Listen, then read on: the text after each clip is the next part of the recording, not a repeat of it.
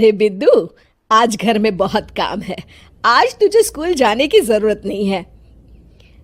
लेकिन दादी, आज तो स्कूल में मेरा टेस्ट है। अरे एक दिन स्कूल नहीं जाएगी तो ऐसी कौन सी तेरी कलेक्टर की पढ़ाई छूट जाएगी। वैसे भी मैं देख रही हूँ आजकल तो बड़ी ढीठ हो गई है। अपनी दादी की बातें सुनकर बिंदु नाराज हो जाती है। तभी उसकी माँ कहती है, अरे बिंदु, इतनी छोटी बात पे मुंह फुलाने की क्या जरूरत है। दादी बिल्कुल सही कह रही हैं। लड़कियों को तो घर के काम काज सीखना चाहिए। अरे बहू, रमेश के लाड़ प्यार ने इसे बिगाड़ रखा है। कम से कम तू तो मेरी बात समझती है। अच्छा, मेरी पूजा का समय हो गया है, मैं पूजा करने जा रही हूँ। इतना कहकर रमेश की माँ वहां से चली जाती है। इस तरह बिंदु की दादी और माँ दोनों अक्सर उसे घर के कामों में ही उलझा कर रखते थे। कुछ दिनों के बाद राजू और बिंदु के 10वीं के रिजल्ट्स आते हैं। दोनों बच्चे दादी को अपना अपना रिपोर्ट कार्ड दिखाते हैं। शाबाश मेरे लाल, तू तो बड़े अच्छे नंबरों से पास हुआ है। तभी बिंदु कहती है, दादी मैं भी अच्छे नंबरों से पास हुई हूँ। रमेश की माँ बिंदु को अनदेखा करते हुए कहती है, हाँ हाँ ठीक है, अभी यहाँ खड़ी क्या कर रही है, सुन लिया मैंने। जाकर मेरे लिए चाय बना कर लिया। बिंदु उदास होकर चाय बनाने किचन में चली जाती है। तभी राजू कहता है, दादी मैं क्रिकेट के कोचिंग सेंटर में एडमिशन लेना चाहता हूँ। अरे वाह राजू बेटा, ये तो तूने बड़ी अच्छी बात कही।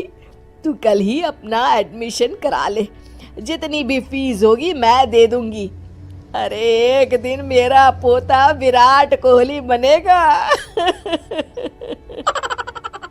इस तरह अक्सर रमेश की माँ अपनी पोती बिंदु के साथ दुर्व्यवहार करती थी। कुछ दिनों के बाद रमेश की माँ और उसकी पत्नी दोनों सास बहू मिलकर राजू का एडमिशन अच्छे स्कूल में करवा देते हैं, लेकिन बिंदु का एडमिशन नहीं करवाते। इस बात से नाराज होकर बिंदु अपनी दादी से कहती है, लेकिन दादी मुझे भी आगे की पढ़ाई करनी है। अरे क्या करेगी आगे की पढ़ाई लिखाई करके हैं? आज से ये पढ़ाई का भूत अपने दिमाग से उतार दे। इतना कहकर रमेश की माँ वहां से चली जाती है। उस दिन के बाद से बिंदु की पढ़ाई हमेशा के लिए छूट जाती है और उसकी दादी उससे घर के सारे काम करवाना शुरू कर देती है। इस तरह उसका सारा दिन घर के कामों में ही बीत जाता था। कुछ दिन बीत जाते हैं और एक दिन रमेश छुट्टियों पर घर आता है। बिंदु को घर के काम करते हुए देख उससे कहता है, अरे बिंदु बेटा, तुम स्कूल नहीं गई? पिताजी, दादी ने मेरा एडमिशन कराने से मना कर दिया है। वे कहती हैं घर पे रहकर घर के काम करना सीख। अपनी माँ का ये बर्ताव देख रमेश को बहुत गुस्सा आता है और वो अपनी माँ से कहता है, माँ ये तुमने क्या किया? आगे की पढ़ाई के लिए स्कूल में बिंदु का एडमिशन क्यों नहीं करवाया? अरे बेटा, लड़की जात है, ज्यादा पढ़ लिख कर क्या करेगी? वैसे भी शादी के बाद तो इसे घर के ही काम करने हैं ना। तुम किस जमाने में जी रही हो माँ? अगर कल्पना चावला के घर वाले भी तुम्हारी सोच के होते तो क्या वो पूरी दुनिया में हिंदुस्तान का नाम रोशन कर पाती? इसका स्कूल छुड़वाकर तुम इसका भविष्य बर्बाद कर रही हो, लेकिन मेरे रहते ऐसा नहीं होगा।